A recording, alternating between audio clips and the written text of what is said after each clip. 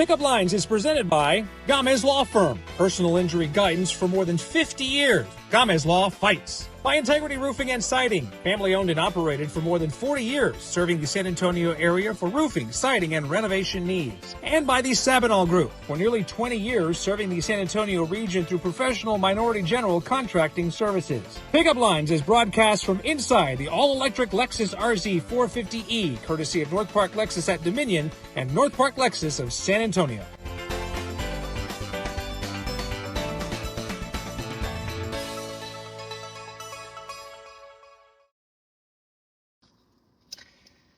Good afternoon, ladies and gentlemen. We have arrived. Thanksgiving week is underway, and I was going to say that can only mean one thing, but it can only mean several things, including the Raul Jimenez Thanksgiving Dinner. And today I find myself a stone's throw away from the Henry B. Gonzalez Convention Center, which is the temporary home of this man, I believe. Raul Jimenez III. Are you literally... You're maybe not spending the night here, but you're spending a lot of time here this week. Yeah, absolutely. So ever since yesterday, it's almost like we got the keys to the convention center, right? So we've been in nonstop and just kind of seen all the volunteers come in and come through, and it's really been great. Forgot to even give a formal introduction here. This is Pickup Lines, the talk show in a Lexus, and we are once again here. I was just here the other day for the auto show, and now we're back. But talking about the Raul Jimenez Thanksgiving Dinner, which is now in its 45th year. That is right. So congratulations on that. Thank you. Yeah, it's truly a community event at this point. So I'm not trying to put you on the spot, but the dinner is older than you are, correct? That is correct. Yeah. So I am 41 years old. Okay. My sister, I'm older than you are. Okay. True. So I always joke with my sister. It seems like my grandfather started it in November when my sister was born. She was born November 16th, and she's 45. So I feel like it was a way to give back, count his blessings, and life was great. And he said, "Hey, why not? Let's have a little thing." So a year ago at this time, I had your Aunt Patricia on Correct. With me, and we were kind of reminiscing and everything. And I remember she talked about how it was your grandfather years ago who, came home one day, I guess, and said, "You know what? I want to do a little something for a few people." Yep. Yeah, that slowly transpired. So the way that I am told, he wanted to do a little bit to give back to the people that took care of him for so long, and he didn't want to see anyone go without. And at that point in time, it was more for the seniors, right? Back then, it was very hard to travel across the country. So he said, "I'm going to do a little feast." And my grandmother, of course, was like, "Okay, yeah, that sounds great." Not to expect 200 people, She was thinking like 10, 20 people, but it kind of... Was it at their house at first? So they actually did it at the restaurant up in Fort Worth, the first one. Yeah. Okay, because he was into tamale. He was was a restaurateur, or he made tamales and other things like that. Chorizos and things like that. And that's kind of the business that started everything. Then he spun up and did the restaurants, and then just wanted to give back for the community that's been so great to him. He passed away right before, with the turn of the century, right? Yeah, 1998. Late 90s. Mm-hmm. So you obviously had some years when the two of you could hang out and everything. What are your greatest memories of your grandfather? Yeah, so he was just bigger than life. I mean, he wasn't very tall, right? I definitely don't get my height from him. But he was bigger than life, and everywhere he went, it was just, it just commanded his presence. Right. Everyone knew he was there. Everyone called him Speedy Jimenez, because if there was a way to go, he was going to find it, and he was going to do laps around everybody else to get there. Exactly. I just see the picture of him with that big old hat, that giant chef's hat and everything, and he did seem to have a larger-than-life presence. Yeah, and he was very proud of that. He studied and got a lot of awards for the restaurants and all the food that he would do, and that's what his art was, food, creating a meal, and that's kind of what's transpired. It's a warm turkey dinner that our guests get, so you're getting all the trimmings, it's nutritious, and he didn't want anyone to go without, all the special sides. Yeah. Did you inherit the cooking gene? So I like the grill a little bit more, but we do enjoy it. My brother's really big into cooking as well.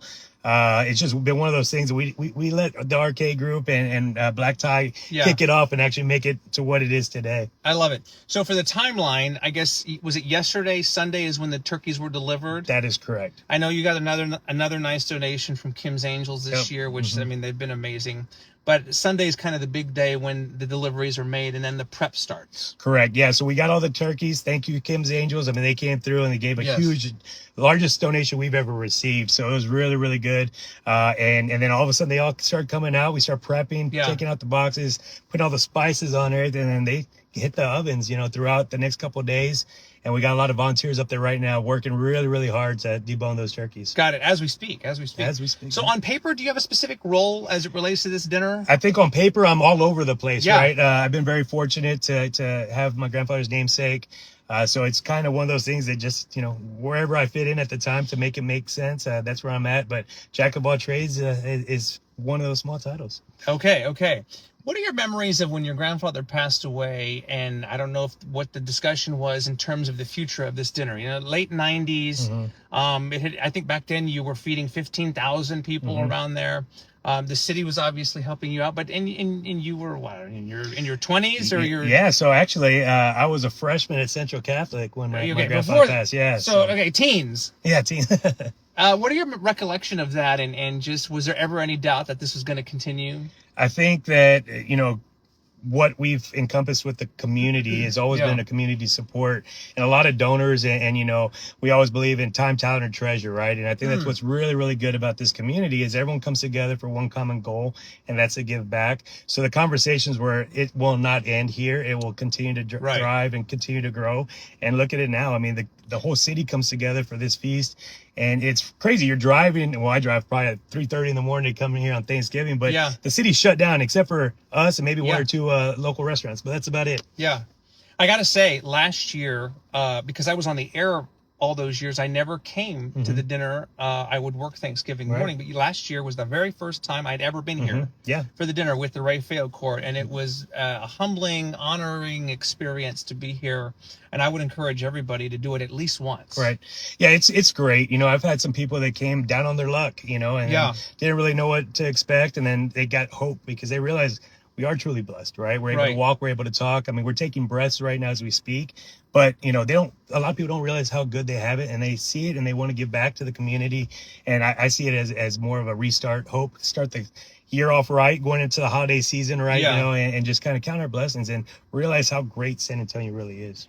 Do you, selfishly, ever think to yourself, man, wouldn't it be nice just to have a Raul, like the Jimenezes together at home watching the Cowboys game, more of a traditional setting instead of being, I know that sounds selfish, but do you ever think about that kind of thing? Yeah, for me, I think I'm blessed to be here because I'm a close to 25,000 of my closest friends because at the end of the day, we have a very small family. People think we're really, really big in nature because we've had family members or friends for 30, 40 years. Yeah. And at the end of the day, everyone comes to feast here. It's part of my life growing up as a boy, part of my daughter's life. And it's just one of those things that we just want to keep on moving forward. And no, I wouldn't want to have it any other way because I wouldn't know what to do with myself. I'd be like, where's the band? Where's all the turkeys and everything like that? Exactly. No, I brought my daughters last year as well. And there's something cool about being able to share that with your kids and just letting them take it all in. Oh, it's humbling, right? And it makes you think how fortunate we really are. Yeah, indeed. All right, so let's go backwards. You touched on Central Catholic. You're a product. You and I are both products of Catholic school education and everything. Was it Mount Sacred Heart? Mount Sacred Heart, Central Catholic, and we've heard about the buttons and the brotherhood and everything. So I would imagine some Central Catholic people have taken care of you over the years as it relates to this dinner. 100%, and they're still flowing in. I get calls and texts every single day, and it's really nice to know that, hey, my kids are going out of town for a trip. Hey, I don't have anything to do. Can I come help, support? And it's like, absolutely. Yeah. And that's kind of the way it's been built. So you left Central Catholic and then you went to Incarnate Word, right? I did go to Incarnate Word, graduated from there. That was fun. Still downtown kind of roots, right? So I'm a small town boy. All right. So when you left Incarnate Word and you graduated, I read some of this. I did not know this. You opened up, was it a club? Yeah. So I had the Boiler Room, which was a night bar / club. Really, really great on the north. It was over there by UTSA off of Hausman Road. That was really good. Okay. We got to meet a lot of interesting people and just kind of grow the network, and it was very fun for a couple years. And then it got to the point where it's all right, time to change it up a bit. Yeah, but you did a few different things as well. You worked for Target, right? Yep, I was an executive out there for a few years. So what exactly did you do? As in, yes, the Target, like the store. Correct. Yeah. So I was an ETL, which was an executive team lead, and essentially we would manage and operate the store. Right. I was also led the volunteerism for South Texas. Right. So that was really fun to kind of put events together for that.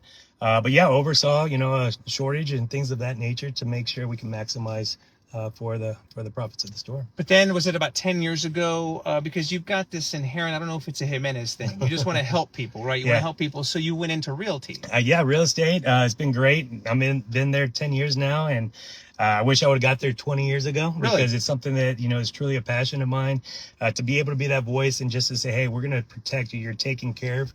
And that's really what it boils down to, is just helping others. And like I said, I've been told a lot of different things in life, but when you realize you're working because you want to do it, you're not really working, right? Right. And one of my biggest mentors in life, Dayton Schrader, said, it's always faith, family, then philanthropy, because if all those are in perfect harmony, you don't have to worry about a career, because it'll naturally come to you. Yeah. So blessed to rub elbows with him 7 years ago, and it's been a different trajectory ever since. So is it residential? 90% residential. We still do a little commercial, but mainly residential. That's right. So how often does a client, you see a client and you introduce yourself as Raul Jimenez, and they're like, wait a minute, are you that guy? Believe it or not, it does happen. One of the funniest ones was kind of about 4 years ago, when I was doing an interview here, then I had an appointment. Right. And then all of a sudden I popped up on the TV, and they're like, hey, that's you, isn't it? I was like, yeah, I guess so. And I'm over here looking like, man, I need to trim down my cheeks a bit.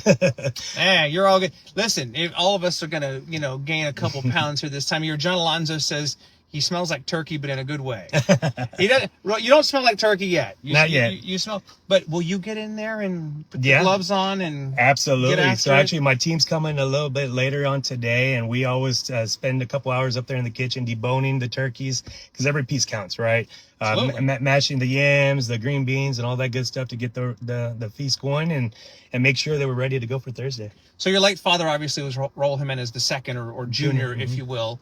How important was he in terms of just keeping this dinner going, and you obviously having your role, and just kind of what the role he had with the family and everything? Yeah, well, obviously he was the head of our household after my grandfather passed, but nonetheless, he was just that guy that, everyone gravitated to him as well. Yeah. And he had a lot of connections in the community, and with him and my aunt Patricia, it was just, even though my dad passed, even though my grandfather passed, people still wanted to help, because they helped so many people along the years and along the way, that people just want to give back and say, hey, you know what? We do got a little donation here, then we want to contribute and make sure that the legacy continues. Yeah. And it's just been one of those great blessings that, we hope to continue for many, many years to come. The thing that blows me away about this dinner is just the scale. I mean, that you can do this for 25,000 people. You guys take care of the transportation. Via can bring people down here. Last year, I remember it was raining on Thanksgiving morning, and so obviously the elements aren't an issue. But you have an all faith service. You have every dignitary you can think of that shows up. You have musical entertainment. You have kids that make decorations for the tables. I mean, you guys have thought of everything. Yeah, well, like I said, it's a community event. So we're just actually in the hall right now. We're getting a whole bunch of deliveries from all the local schools here, doing placemats, centerpieces. The Girl Scouts are doing centerpieces. Yeah. It's just everyone contributes. Like I said earlier, time, talent, or treasure, right? Right. If you can't show up, hey, we can help, because we are able to do macaroni necklaces or something like that. And that's really what it is. And I think the people that show up every year, all the dignitaries and everyone that does come to this event, is because they realize that this is a staple to the city. Yes. That the city's actually embraced and wants it to thrive. And I think at the end of the day, that's the biggest honor we can ask for. A few more minutes with Raul Jimenez III of the Jimenez Thanksgiving Dinner. Last year, your Aunt Patricia told me, I think it's 4,000 volunteers that you guys have. Yeah, close to 4,000 blessings. Yep, absolutely.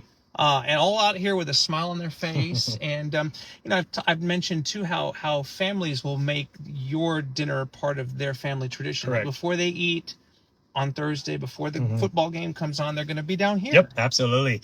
Even from when my daughter was little, all the softball team would come, or the volleyball team, whatever it was. But it's become a tradition for many, many folks.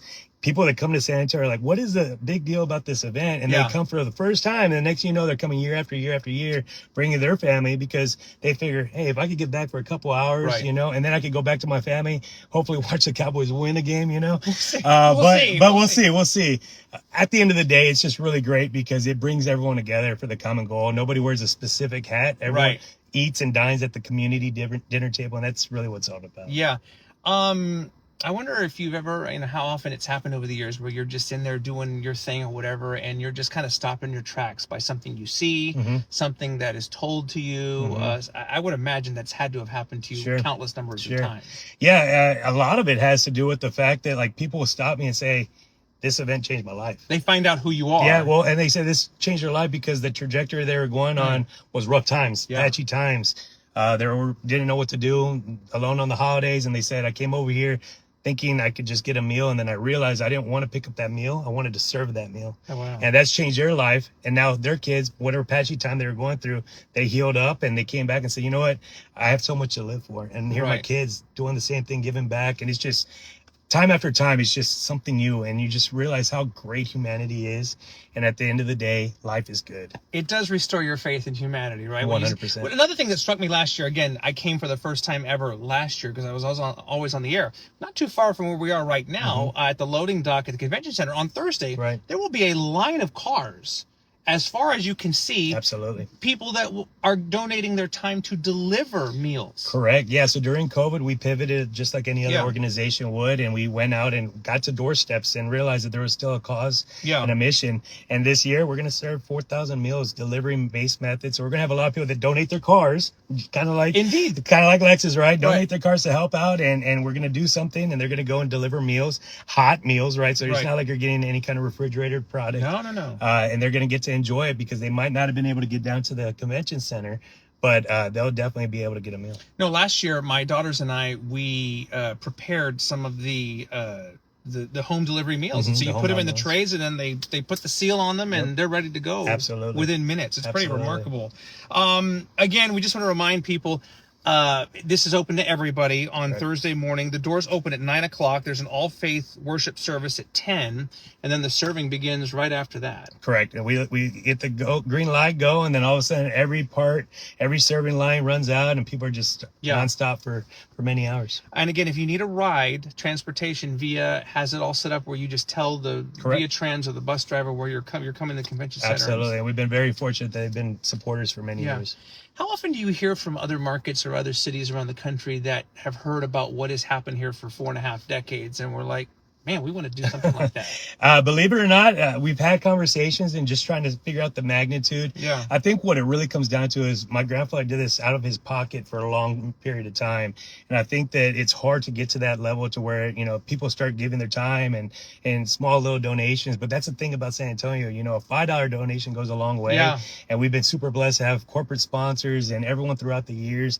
But it speaks to San Antonio, right? And that's why I love San Antonio, because I believe we're very resilient and adaptable town, and the way that you do anything is the way you do everything. And San Antonio loves their city, so that's why we thrive. And how big has it been to have the city support? Because without the convention center, without this, the convention center, the police department, the fire department, everyone that chips in to make this event happen. I mean, just imagine if we had to pay 4,000 people to help us pull off this event. I mean, we just wouldn't be able to pull it off. So it's been great. I saw a quote, and I don't know if this is your quote or your grandfather's quote. It says, "We come into this world with nothing. We leave with nothing. It's what we do in between that counts." Yeah. So it's my grandfather's way. And, it really hits you personally, right? Because it's the truth. You're not going to see a hearse following, a U-Haul following a hearse. So you're really going to leave an impact on what you do today. And that's what I always say. It could be as small as opening a door for somebody, saying thank you. But at the end of the day, what we do today and tomorrow and the next day for our kids, for our grandkids, is really what matters. And I love the city, and those are perfect words to live by. And I love it, especially during the holiday season. I love it. We come into this world with nothing, we leave with nothing. It's what we do in between that counts. I'm going to borrow that, and I'm going to use it again soon. I guess lastly, do you have, as we sit here on Monday of Thanksgiving week, do you have any specific needs right now if somebody saw this and wanted to help in some way? Yeah, I mean, always go to our website.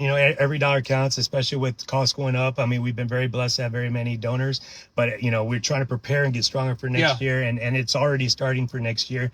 We just want to get ahead, and like I said, just come one, come all. We're all invited to the community feast. The Feast of the Heart is what it's called. Love it. And we couldn't be prouder. 45 years and counting, and we hope to be here another 45 from here. I think you will be. I have a feeling you will. He mentioned the website. It's easy to remember. RaulJimenezDinner.com. RaulJimenezDinner.com. It's got everything on there, even the backstory, which is really cool. Some pictures of your grandfather and everything, how it all got underway. And again, the doors open at 9 a.m. this coming Thursday, Thanksgiving Day, right here at the convention center. Rain or shine, because again, last year it was kind of a cool rain. I remember I had my Rafael uniform on and everything. Yeah, y'all were we made it work. So happy for you and your family. Raul Jimenez III, thank you so much for what you do. Thank you for having I know me. I speak for a lot of people. 4.5 decades strong, fed hundreds of thousands of people, if not more. So thank you so much. Absolutely. Appreciate that. All right, there you have another episode of Pickup Lines. We'll be back again very soon. Until then, have a great day. Bye for now.